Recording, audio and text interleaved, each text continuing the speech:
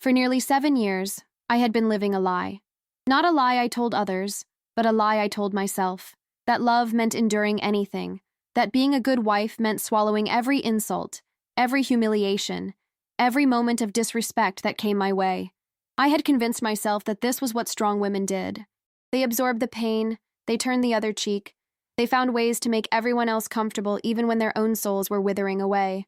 My mother-in-law, Margaret, had been living with us on and off for the past 3 years. What started as temporary stays during her recovery from various health issues had gradually morphed into a permanent arrangement that nobody had officially agreed to, but everyone had somehow accepted. Everyone except me, that is. But my voice had been so systematically diminished over the years that even I had begun to doubt whether my feelings were valid. Margaret was a master of psychological warfare, disguised as maternal concern. She had perfected the art of the backhanded compliment, the concerned suggestion that cut deep, the loving advice that left you feeling worthless. "Oh, honey," she would say with that sickeningly sweet smile. "I was just telling the ladies at church how hard you try with the housework. It's not your fault you didn't grow up learning these things properly." The words would hang in the air like poison, delivered with such apparent kindness that anyone overhearing would think she was being supportive. But I knew better. I could see the satisfaction in her eyes when she watched me flinch. I could hear the triumph in her voice when she managed to make me doubt myself. She had identified every one of my insecurities and weaponized them against me with surgical precision. My cooking wasn't quite right because I hadn't learned from my grandmother like she had. My career wasn't important because real women prioritized family. My appearance needed work because I was representing her son now. My opinions were dismissed because I was too young, too inexperienced, too naive to understand the complexities of life. The gaslighting was relentless and systematic. When I would try to discuss her behavior with my husband, David, he would immediately jump to her defense. "She's just trying to help," he would say, as if years of psychological abuse could be reframed as assistance. "You're being too sensitive. She comes from a different generation. She means well." The constant dismissal of my reality made me question everything I thought I knew about myself. David had been conditioned his entire life to see his mother as infallible. She was the woman who had raised him single-handedly after his father left, who had sacrificed everything for his education, who had worked multiple jobs to give him opportunities. In his mind, she was a saint who deserved nothing but gratitude and accommodation. Any criticism of her behavior was not just wrong. It was ungrateful, disrespectful, and ultimately, a reflection of the critic's character flaws. This dynamic had been established long before I entered the picture. Margaret had been the most important woman in David's life for 32 years, and she wasn't about to relinquish that position to anyone, especially not to someone she viewed as an interloper who had stolen her son's attention and affection. From the moment we started dating, she had made it clear that I was temporary, a phase he would eventually outgrow once he realized what he was sacrificing. The attack started small and gradually escalated. Initially, it was just little comments about my appearance or my cooking. "Oh, you're wearing that to dinner?" she would ask with raised eyebrows, as if I had committed some fashion crime.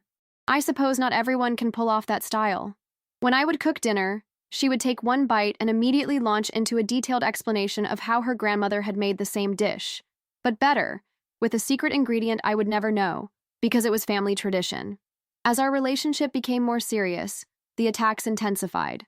She began questioning my motives, my character, my worthiness as a partner for her son. "I just worry about David," she would tell relatives within my earshot. "He's so trusting, so generous. I hope he doesn't get taken advantage of by someone who doesn't appreciate what he has to offer." The implication was always clear. I was the gold digger, the manipulator, the unworthy woman who had somehow tricked her perfect son into loving me. The wedding planning was a nightmare. Margaret had opinions about everything. The venue, the dress, the guest list, the menu, the flowers, the music. But they weren't presented as opinions. They were delivered as corrections to my obviously flawed judgment. "Oh, you can't serve that at a wedding?" she would say with a horrified expression. "What will people think? Let me help you choose something more appropriate." Every decision became a battle. Every choice an opportunity for her to demonstrate my inadequacy as a future wife and daughter-in-law. David's response to these conflicts was consistent and devastating. He would minimize, dismiss, and ultimately side with his mother. "She's just excited," he would say, when I would come to him in tears after another brutal planning session. "She wants everything to be perfect for us. Try to be patient with her." The message was clear. My feelings were less important than his mother's comfort. My vision for our wedding was less valid than her traditions. My pain was less significant than her happiness. The wedding day itself was a masterclass in subtle sabotage. Margaret managed to insert herself into every important moment, positioning herself as the real star of the show.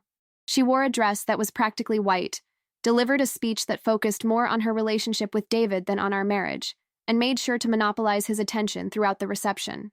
When I tried to discuss my feelings about her behavior, David accused me of being jealous of his mother and being unable to share him with the woman who had raised him. The honeymoon period was brief. Within weeks of returning from our trip, Margaret had resumed her campaign of psychological warfare, now emboldened by her new status as official family member. She had a key to our house, an open invitation to visit whenever she wanted, and a son who had been trained to prioritize her needs above all others. I had gained a husband, but I had also inherited a full-time tormentor who had home field advantage. The criticism expanded to cover every aspect of my existence. My job was taking time away from David. My friends were a bad influence who filled my head with unrealistic expectations. My family was too emotional, too dramatic, too involved in our business. My hobbies were frivolous wastes of time and money. My dreams were unrealistic fantasies that distracted me from my real responsibilities as a wife. Every part of my identity was systematically dismantled and rebuilt according to her specifications. The most insidious part of the abuse was how it was always framed as love and concern. "I'm only telling you this because I care about you," she would say after delivering a particularly devastating critique. "I want you to succeed in this marriage. I want you to make David happy. I'm trying to help you become the wife he deserves." The gaslighting was so complete that I began to internalize her criticisms, to see myself through her eyes, to measure my worth by her impossible standards. Social situations became minefields. Margaret would wait until we were in public, surrounded by family or friends, to deliver her most cutting remarks. She knew I wouldn't make a scene, wouldn't defend myself aggressively in front of others, wouldn't risk being seen as the dramatic daughter-in-law who couldn't get along with her sweet mother-in-law. She weaponized my politeness, my desire to maintain harmony, my fear of being judged by others. "Oh, bless her heart," she would say with a patronizing smile after I had shared an opinion or told a story.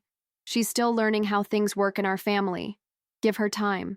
The phrase "bless her heart" became her signature weapon, a socially acceptable way to dismiss, belittle, and patronize me while maintaining plausible deniability. Anyone who called her out could be accused of misunderstanding her Southern kindness. The isolation was perhaps the most damaging aspect of the abuse. I couldn't talk to my friends about what was happening, because how do you explain that your mother-in-law is systematically destroying your self-esteem while your husband watches and laughs? How do you admit that the person who promised to love and protect you has become complicit in your emotional abuse? How do you describe the way someone can make you feel worthless while never saying anything that sounds obviously cruel to outsiders? My relationship with my own family began to suffer as I became more and more withdrawn. I stopped sharing details about my life because I was tired of making excuses for David's behavior and Margaret's treatment of me. I stopped attending family gatherings because I couldn't bear the looks of concern and pity from people who could see what was happening but didn't know how to help. I stopped being myself because I was no longer sure who that person was. The depression crept in slowly, like water seeping through cracks in a foundation. I began to lose interest in activities I had once enjoyed. I stopped pursuing career opportunities because Margaret had convinced me they were selfish distractions from my real purpose. I stopped maintaining friendships because I was too exhausted from managing the constant conflict at home. I stopped dreaming about the future because I had learned that my dreams were considered unrealistic and inappropriate. David's role in this systematic destruction of my spirit was perhaps more devastating than Margaret's direct attacks. He was supposed to be my partner, my protector, my safe harbor in the storm. Instead, he became my primary gaslighter, the person who convinced me that my reality was distorted, that my feelings were invalid, that my expectations were unreasonable. Every time I tried to address the problem, he would turn it back on me, making me feel like I was the one creating drama and conflict. "Why can't you just get along with her?"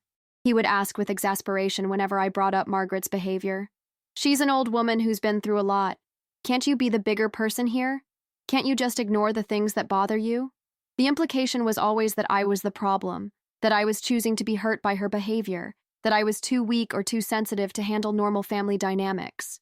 The sexual intimacy in our marriage began to deteriorate as I became more and more disconnected from my own body and emotions. How could I be vulnerable with someone who consistently dismissed my pain? How could I trust someone who found my tears entertaining? How could I feel desirable when I was constantly being told that I was inadequate in every other aspect of my life? The bedroom became another battlefield where my needs were minimized and my feelings were irrelevant. Financial control became another weapon in Margaret's arsenal. She would make expensive purchases for our household without consulting me, then criticize my budgeting skills when I expressed concern about our finances. She would buy David gifts that we couldn't afford, then make me feel guilty for not being appropriately grateful.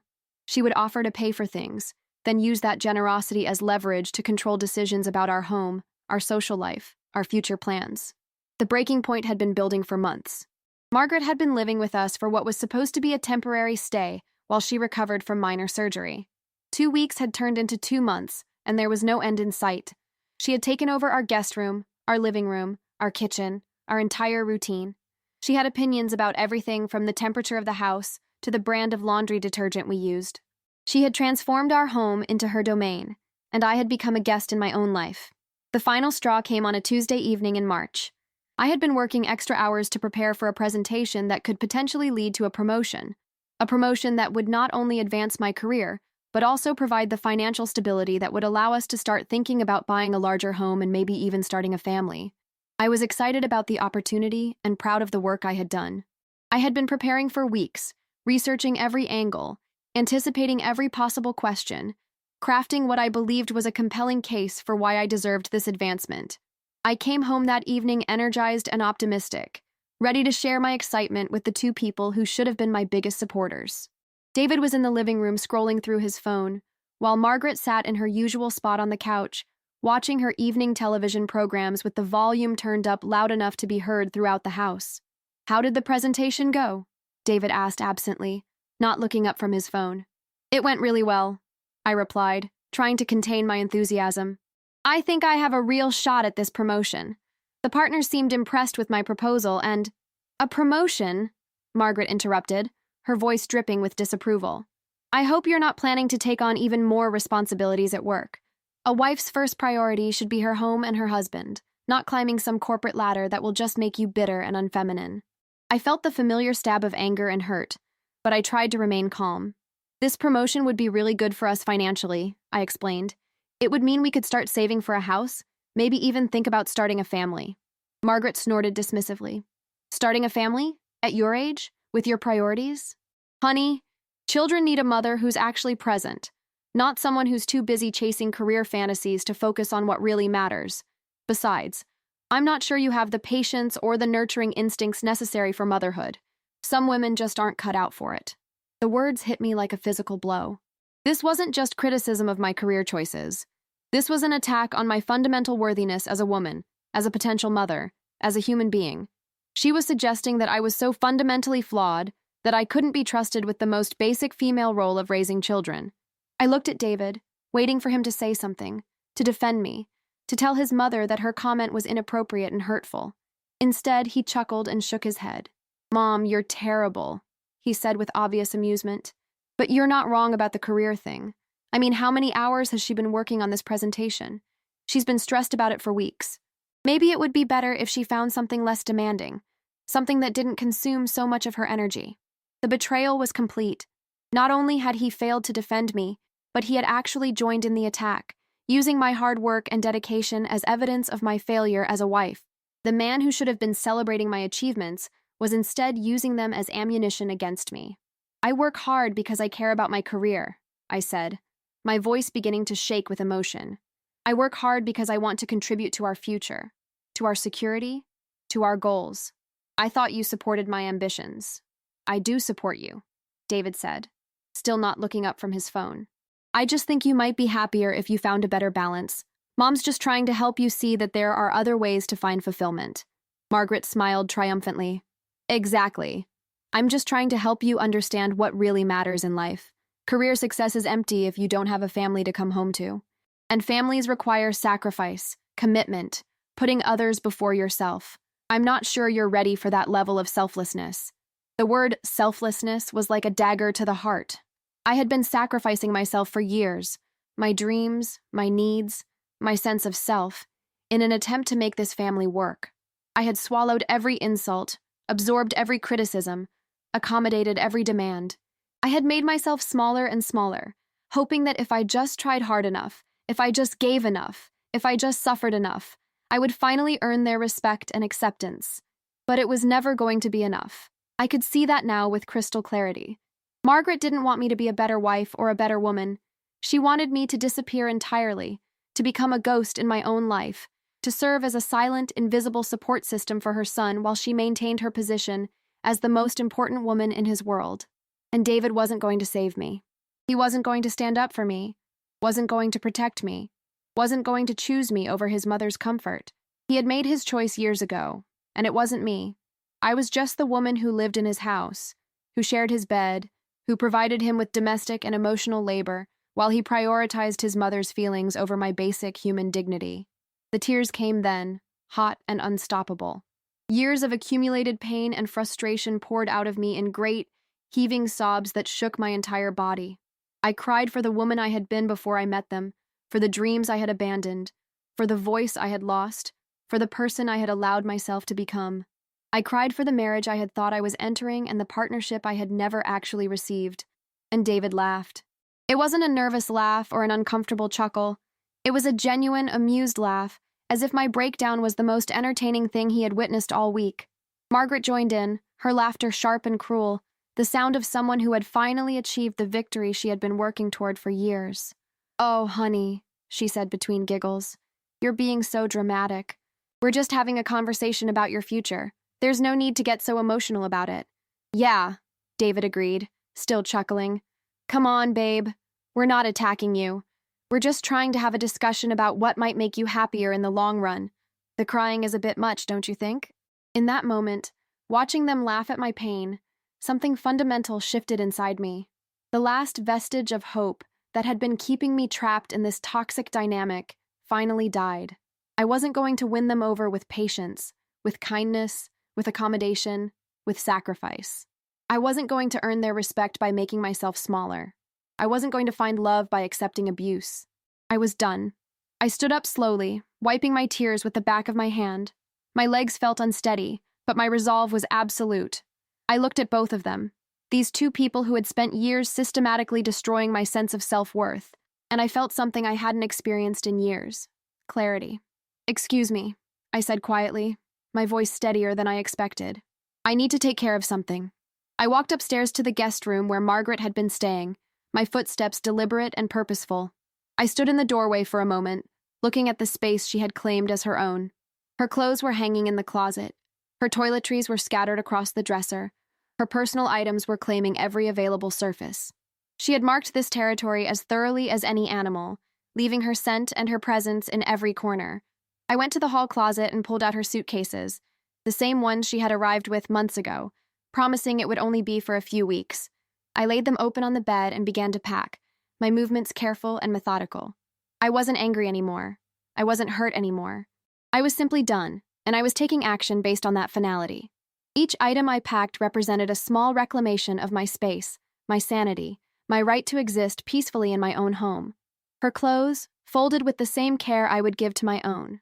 Her jewelry wrapped in tissue paper to prevent damage. Her books, her photographs, her medications, everything organized and protected, because this wasn't about revenge or cruelty. This was about boundaries, about self-respect, about refusing to accept the unacceptable any longer. As I packed, I thought about all the moments I had let slide, all the comments I had absorbed, all the times I had chosen peace over principle. I thought about the woman I had been before I met them, the woman who had opinions and dreams and a voice that didn't shake when she used it. I thought about the woman I could be again if I just had the courage to reclaim her. The packing took longer than expected, not because Margaret had so many belongings, but because I was being meticulous about it. Every item was carefully placed, every detail attended to. I wasn't rushing because I wasn't acting out of emotion anymore. I was acting out of decision, out of choice, out of a fundamental shift in how I was willing to be treated. When I finished packing the suitcases, I looked around the room one more time. It looked different already, somehow larger and lighter without her presence filling every corner. This was my home, my space, my sanctuary. I had forgotten that somewhere along the way, but I was remembering now. I was closing the last suitcase when David appeared in the doorway. The laughter was gone from his face, replaced by confusion and what might have been the first stirrings of concern. "What are you doing?" he asked, his voice uncertain. I looked at him. This man I had loved with such intensity, such devotion, such blind faith. I had given him everything I had to give, and he had treated it as if it were nothing. He had watched me diminish myself year after year, had participated in my humiliation, had found entertainment in my pain. And he was asking me what I was doing, as if my actions were the confusing part of this situation. I'm returning to your mother what she values most, I said, my voice calm and steady. The opportunity to humiliate someone, but she won't be doing it here anymore. He stared at me for a long moment, and I could see the wheels turning in his head. He was probably calculating the odds of talking me out of this, weighing the potential consequences, trying to figure out how to manage the situation without actually having to choose sides or confront his mother's behavior. You're overreacting, he said finally, but the words lacked their usual conviction. She didn't mean anything by it. You know how she is. She comes from a different generation. She's just trying to help. Yes, I replied, lifting one of the suitcases off the bed. I know exactly how she is. And now you're going to know exactly how I am. I walked past him toward the stairs, carrying the suitcase with a steady grip. My legs felt strong beneath me, my spine straight, my head held high. I wasn't the same woman who had come upstairs crying less than an hour ago. That woman had been broken by years of abuse and gaslighting. This woman was whole, complete, unbreakable. I will not be spoken to that way in my own home, I continued as I reached the bottom of the stairs. I will not be disrespected by your mother while you sit there and laugh at my pain. And I will not pretend that any of this is normal or acceptable anymore. Margaret was standing in the living room now, her face a mixture of outrage and disbelief. She had clearly expected me to break down completely, to apologize for my emotional outburst, to somehow make this all go away. Instead, she was facing the consequences of her actions for perhaps the first time in her life. This is ridiculous, she began, her voice shrill with indignation. I have every right to express my opinions in my son's home. I have every right to offer guidance and advice. I have every right to— You have the right to be treated with respect, I interrupted, setting the suitcase down and looking directly at her. But you don't have the right to disrespect others. You don't have the right to abuse me in my own home, and you don't have the right to expect me to tolerate it. The word abuse hung in the air between us like a bomb that had just exploded. It was the first time any of us had used that word, though it had been the reality of our situation for years. Saying it out loud felt like breaking a spell that had held me captive for far too long. Margaret's face turned red with rage. Abuse? You think this is abuse? You have no idea what real abuse looks like, you spoiled little princess. I've been trying to help you become a better wife, a better woman, and this is how you repay me? By making up lies and playing the victim? I'm not playing anything, I said calmly. I'm simply refusing to participate in this dynamic anymore. I'm refusing to be the target of your anger and disappointment. I'm refusing to be the scapegoat for whatever is broken in your relationship with your son. David was standing between us now, looking like a deer caught in headlights. For the first time in our relationship, he was being forced to witness the full extent of his mother's toxicity without the buffer of my accommodation and silence. For the first time, he was seeing the real dynamic between us, not the sanitized version where I absorbed all the abuse quietly and pretended everything was fine. Mom, he said weakly, maybe you should tone it down a little. She's obviously upset. Margaret whirled on him with fury. Don't you dare take her side against me. I have done nothing but try to help this marriage, try to make her into the wife you deserve. If she can't handle a little constructive criticism, then maybe she's not strong enough to be married to my son. Constructive criticism? I laughed, but there was no humor in it. Is that what you call telling me I'm not fit to be a mother? Is that what you call questioning my character, my intelligence, my worthiness as a human being? Is that what you call years of systematic attempts to undermine my marriage, my career, my sense of self? I went back upstairs to get the remaining suitcases, leaving them to process what I had said. When I returned, they were having a heated whispered conversation that stopped abruptly when I appeared. Margaret looked like she wanted to physically attack me, while David looked like he was beginning to understand the gravity of the situation. I'm not asking you to choose between us, I said, addressing David directly. I'm telling you that I won't be sharing my home with someone who treats me like an enemy. If you want to maintain a relationship with your mother, that's your choice. But it won't be happening here, and it won't be happening at my expense. I carried the suitcases to the front door, my movements deliberate and final. Each step felt like a small victory, a tiny reclamation of my power and my dignity. I wasn't being cruel or vindictive. I was simply drawing a line in the sand and enforcing it. Margaret followed me to the door, her voice rising with each word. You can't throw me out. This is my son's home. I have nowhere else to go. You can't just abandon an old woman because your feelings got hurt. I'm not abandoning you, I replied, turning to face her one last time. I'm protecting myself. There's a difference, though I understand why you might not recognize it. You can stay with your sister or your friends from church, or any of the other people who think you're such a sweet, caring woman. But you can't stay here. David tried once more to negotiate, to find a compromise, to somehow make this work without actually addressing the underlying problem. Can't we all just sit down and talk about this? Can't we find a way to work through this as a family? We're not a family, I said, and the words felt like a revelation. Families protect each other. Families respect each other. Families don't laugh when someone is in pain. What we are is a group of people who happen to live in the same house, and I'm changing that dynamic. For the first time since I had known him, David looked truly uncertain. The confident, dismissive man who had been so sure of his position in our hierarchy was gone, replaced by someone who was beginning to understand that his actions had consequences, that his choices had costs, that his wife was not an infinitely renewable resource. Where will she go? He asked, his voice small. That's not my problem anymore, I replied. I'm sure she'll figure something out. She's a resourceful woman when she needs to be. I opened the front door and began loading the suitcases into David's car. The physical act of moving her belongings out of our home felt symbolic, like I was literally removing a cancer from our lives. Each suitcase that left the house made the air feel cleaner, lighter, more breathable. Margaret made one final attempt to maintain control. You're going to regret this, she said, her voice low and threatening. You're going to lose your husband over this. You're going to end up alone and bitter, and you'll have no one to blame but yourself. I looked at her, this woman who had spent years trying to destroy my spirit, and I felt nothing but pity. She was so consumed by her need to control and dominate that she couldn't see how her behavior was destroying the very relationships she claimed to value. She was so convinced of her own righteousness that she couldn't imagine a world where her actions had consequences. Maybe, I said simply. But I'd rather be alone and free than married and miserable. I'd rather be single with my dignity intact than partnered with someone who finds my pain entertaining. David helped me load the last suitcase, his movements mechanical and uncertain. When we were finished, I stood in the doorway of our home and looked at both of them. Margaret was seething with rage and disbelief, while David looked like he was processing information that challenged everything he thought he knew about his life. The choice is yours, I said to David. You can take your mother to wherever she's going to stay, and then you can come back and we can talk about what our marriage looks like going forward. Or you can choose to prioritize her feelings over mine, and we can talk about what our divorce looks like instead. The word divorce seemed to hit him like a physical blow. For years, he had taken my presence in his life for granted, assuming that I would always be there no matter how poorly he treated me. The possibility that I might actually leave, that I might choose my own well-being over his comfort, had apparently never occurred to him. You don't mean that, he said, but there was uncertainty in his voice. I absolutely mean it, I replied.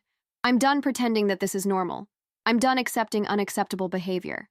I'm done being the only person in this marriage who seems to understand what love and respect actually look like.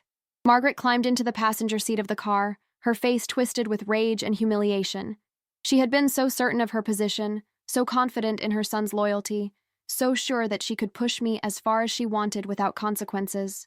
Now she was facing the possibility that her campaign of psychological warfare had finally backfired. As David got into the driver's seat, I felt a profound sense of relief wash over me. For the first time in years, I was going to be alone in my own home. For the first time in years, I wasn't going to have to walk on eggshells, monitor my words, or brace myself for the next attack. For the first time in years, I was going to be able to breathe freely in my own space. I watched them drive away, and I felt something I hadn't experienced in so long I had almost forgotten what it felt like. Peace. Not the temporary quiet that comes from avoiding conflict, but real peace. The kind that comes from knowing you've done the right thing, even when it's the hard thing. I went back inside and closed the door behind me. The house felt different immediately. Larger, lighter, more welcoming. I walked through the rooms, seeing them with new eyes. This was my home, my sanctuary, my safe space. I had forgotten that somewhere along the way, but I was remembering now. I went upstairs to the guest room and looked around. Without Margaret's belongings cluttering every surface, It looked like a normal room again. I could imagine turning it into a home office, or a craft room, or just a quiet space where I could read and think without interruption. The possibilities felt endless. The next few hours passed in a strange, suspended quiet. I made myself dinner, something I actually wanted to eat, not something designed to meet Margaret's dietary restrictions and preferences. I watched a movie I had been wanting to see, without having to negotiate with anyone about the choice. I took a long bath without worrying about someone needing the bathroom or complaining about the water temperature. It was the most peaceful evening I had spent in years. David returned around 9 o'clock, his face grave and uncertain. I was sitting on the couch, reading a book I had been trying to finish for months, and I looked up when he entered. He looked older somehow, worn down by the weight of choices he had never expected to have to make. "We need to talk," he said. "Yes," I agreed. "We do." He sat down across from me, maintaining distance that felt both respectful and uncertain. "I took her to my aunt's house," he said. "She's furious. She thinks you've lost your mind." "I'm sure she does," I replied. "People don't usually like it when their victims stop cooperating with their own abuse." He flinched at the word abuse again. "Is that really what you think this is? Abuse? What would you call it?" I asked. "Years of systematic attacks on my character, my appearance, my intelligence, my worthiness as a human being? Years of being told I'm not good enough, not worthy enough, not capable enough? Years of having my reality dismissed and my pain minimized? What would you call that?" He was quiet for a long moment, and I could see him struggling with the question. For the first time, he was being forced to look at his mother's behavior without the comfortable buffer of denial and rationalization. "I never thought of it that way," he said finally. "I know," I replied. "That's part of the problem. You've never had to think about it because you weren't the target. You've never had to consider the impact of her behavior because it wasn't impacting you. You've never had to question whether her treatment of me was acceptable because it was making your life easier." "That's not fair," he said, but his voice lacked conviction. "Isn't it?" I asked. "Haven't you benefited from having a mother who was willing to do your emotional labor for you? Haven't you enjoyed not having to choose between us because I was always the one who accommodated? Haven't you found it convenient to have someone to blame when things went wrong in our marriage?" He didn't answer, but I could see the truth of my words settling over him like a heavy blanket. For years, he had been able to maintain his relationship with his mother without having to confront her toxicity, because I had absorbed the worst of it. He had been able to avoid difficult conversations about boundaries and respect, because I had been willing to suffer in silence. "I don't know how to fix this," he said eventually. "It's not your job to fix it," I replied. "It's your job to decide whether you want to be married to someone who refuses to be abused, or whether you want to continue prioritizing your mother's comfort over your wife's well-being." "That's not a fair choice," he said. "It's the choice you've been making for years," I pointed out.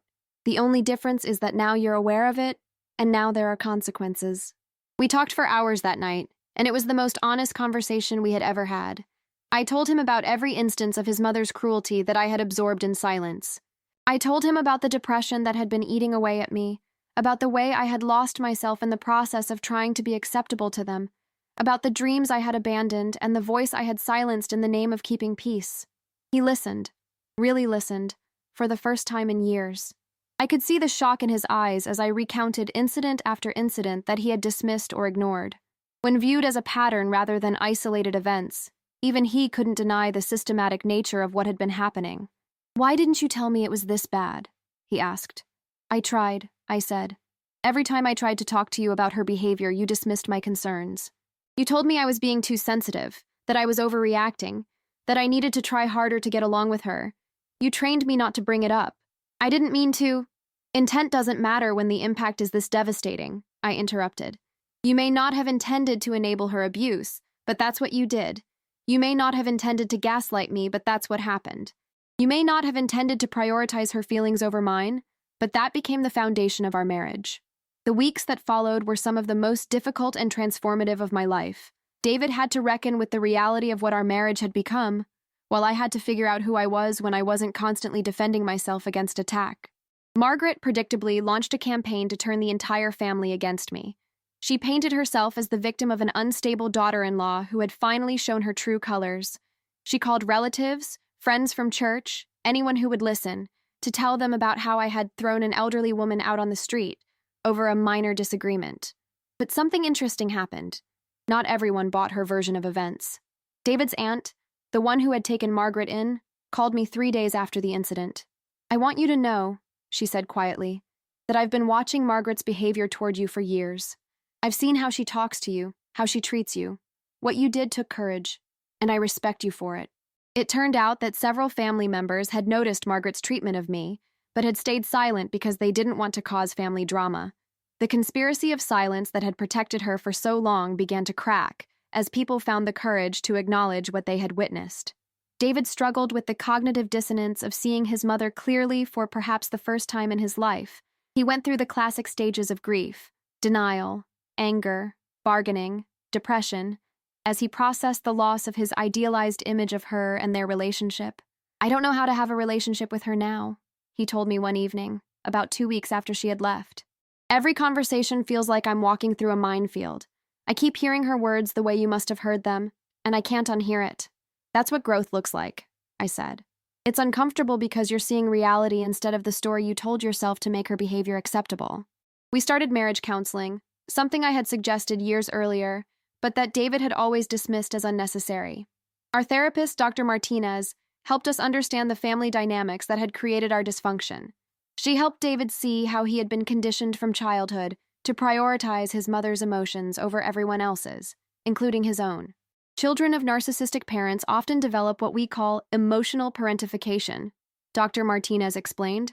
They learn that their job is to manage their parents' emotions, to keep them happy and stable. This pattern often continues into adulthood and affects their other relationships. For me, therapy was about rediscovering my voice and my worth. I had spent so many years being told that my feelings were invalid that I had lost touch with my own emotional reality. I had to learn to trust myself again, to believe that my experiences were real and my boundaries were reasonable.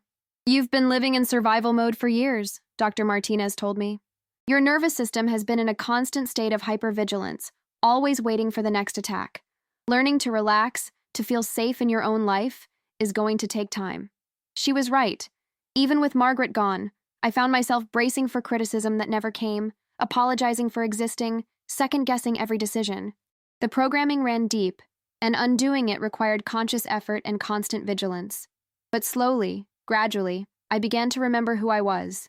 I started pursuing interests I had abandoned, reconnecting with friends I had pulled away from, dreaming about possibilities I had dismissed as unrealistic. I got the promotion I had been working toward, and instead of downplaying it or feeling guilty about it, I celebrated. I bought myself flowers, went out to dinner with colleagues, and felt proud of my accomplishments without apologizing for them. David had to learn how to be a husband instead of just a son. He had to practice standing up for me, supporting my decisions, and prioritizing our marriage over his mother's comfort. It didn't come naturally to him. 30-plus years of conditioning doesn't disappear overnight, but he was trying, genuinely trying, for the first time. Margaret made several attempts to manipulate her way back into our home. She tried guilt. "I'm getting old and I need my family." She tried manipulation. "David, how can you choose that woman over your own mother?" She tried emotional blackmail. "I guess I know where I stand in your life now." And she tried direct confrontation, showing up at our door uninvited multiple times. Each time, David had to make a choice. Each time, he had to decide whether to revert to the old patterns or maintain the new boundaries we had established. It wasn't easy for him, and there were moments when I could see him wavering, when the pull of a lifetime of conditioning almost overwhelmed his commitment to change.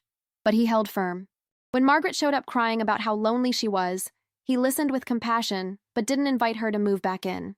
When she accused me of turning him against his family, he corrected her and made it clear that her behavior was the problem, not my reaction to it. When she tried to guilt him about missing family events, he explained that she was welcome to see him, but not in our home and not at my expense. The process wasn't linear. There were setbacks, arguments, moments when old patterns reasserted themselves. There were times when David slipped back into his role as his mother's emotional caretaker, and times when I reverted to people-pleasing behaviors that prioritized peace over my own well-being. But we kept working at it. We kept showing up to therapy, kept having difficult conversations, kept choosing growth over comfort. And slowly, our marriage began to transform into something it had never been before. A true partnership. The reckoning. When toxic people face consequences. About 3 months after I had packed Margaret's bags, she had a medical emergency that required hospitalization.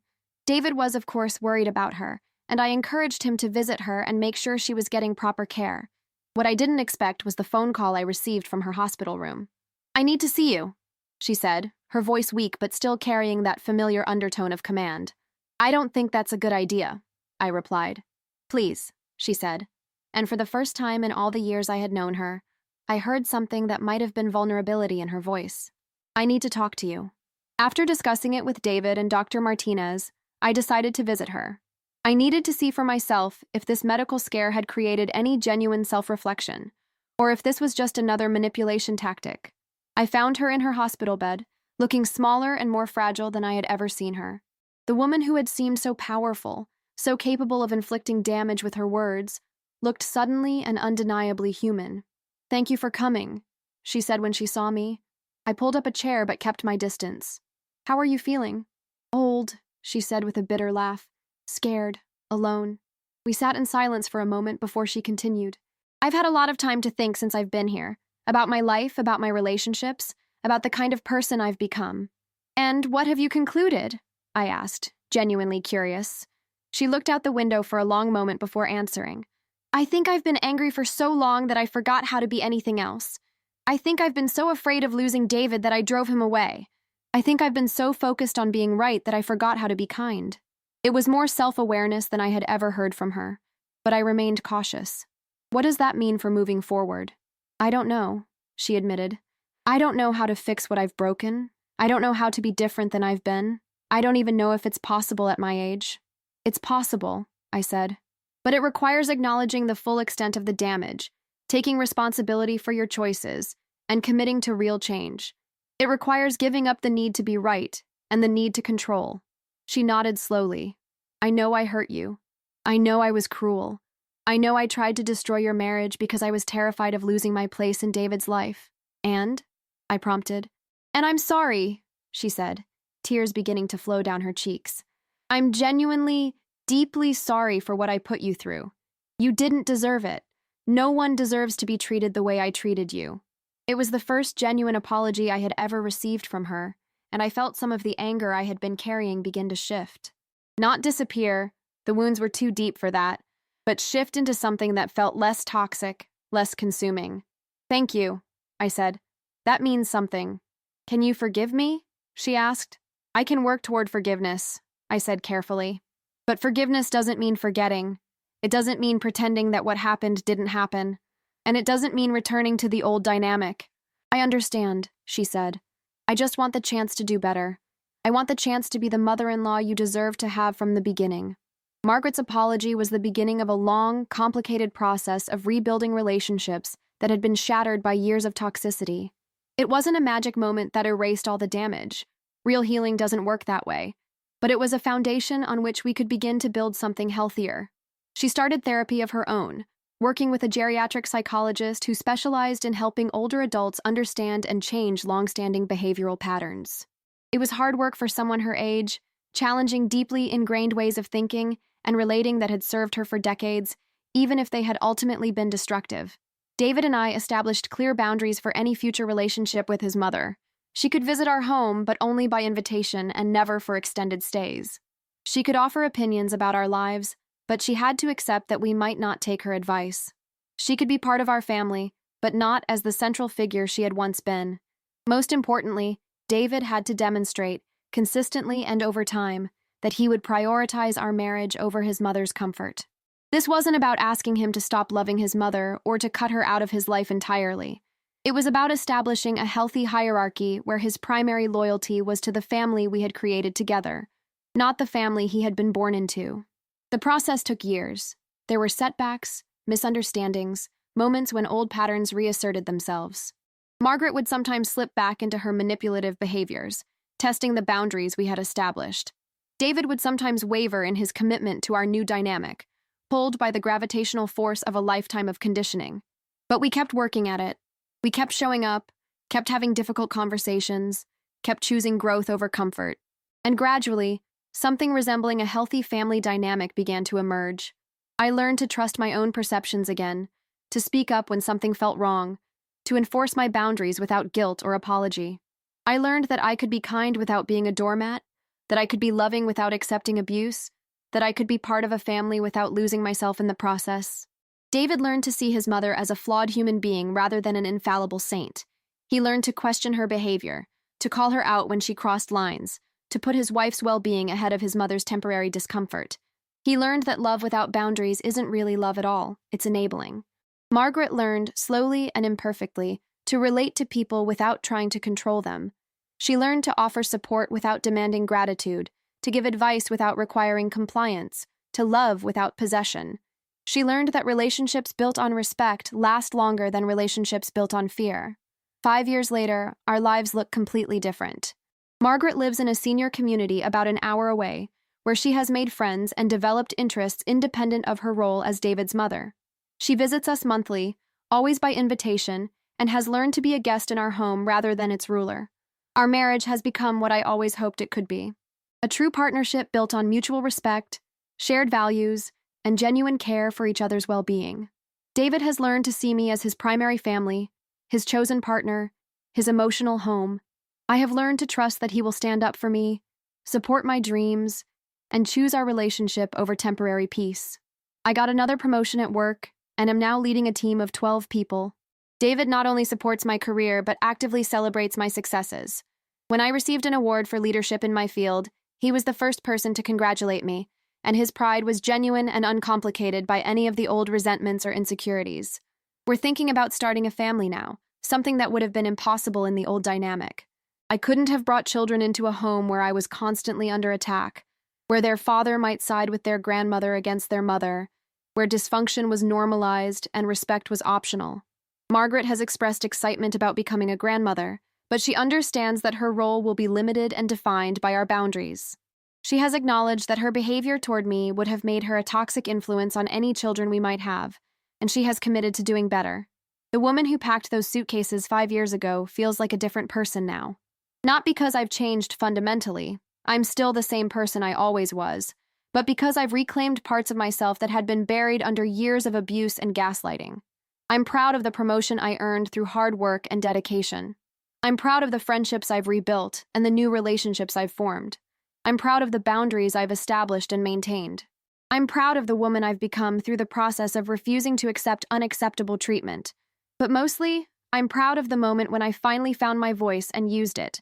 The moment when I stopped apologizing for existing and started insisting on being treated with dignity. The moment when I packed those bags and reclaimed my home, my peace, and my sense of self-worth. David tells people now that he's married to the strongest woman he knows. He's wrong about that. I'm not particularly strong. I'm just someone who finally learned that I deserved better and was willing to do what it took to get it. The strength wasn't in enduring the abuse. The strength was in refusing to endure it anymore. Epilogue. Lessons learned. If I could go back and talk to the woman I was 5 years ago, the woman who was crying while her husband laughed at her pain, I would tell her this. Your feelings are valid. Your pain is real. Your boundaries are reasonable. You are not too sensitive, too dramatic, or too demanding. You are not responsible for managing other people's emotions at the expense of your own well-being. Love does not require you to accept abuse. Marriage does not mean surrendering your dignity. Family does not mean tolerating toxic behavior. Being kind does not mean being a doormat. You have the right to be treated with respect in your own home. You have the right to have your feelings acknowledged and your experiences validated. You have the right to set boundaries and enforce them. You have the right to prioritize your own mental health and emotional well-being. And most importantly, you have the power to change your situation. You are not trapped. You are not helpless. You are not stuck with whatever treatment other people decide to give you. It will be hard. It will be scary. It will require courage you don't know you have, but you have it. And using it will change your life in ways you can't imagine. The day I packed Margaret's bags wasn't the day I became strong. It was the day I remembered that I had always been strong. I had just forgotten, somewhere along the way, that strength doesn't mean enduring everything that life throws at you. Sometimes the strongest thing you can do is say no more and mean it. Sometimes the most loving thing you can do is refuse to enable someone else's toxic behavior. Sometimes the wisest thing you can do is choose your own well-being over someone else's comfort. And sometimes, the most powerful thing you can do is pack someone's bags and reclaim your life. I learned that there's a difference between giving up and letting go, between being mean and having boundaries, between causing drama and refusing to tolerate it. I learned that the people who accuse you of changing when you start standing up for yourself are usually the people who benefited from your silence. I learned that healthy relationships require two people who are committed to treating each other with respect, and that no amount of love can make up for a fundamental lack of basic human decency. Most importantly, I learned that I was worthy of love that didn't require me to disappear. The laughter stopped that day when I packed her bags. But more importantly, so did my tolerance for being treated as if my pain was entertainment, my feelings were invalid, and my presence was an inconvenience to be managed rather than a gift to be treasured. I found my voice that day, and I've never been quiet since.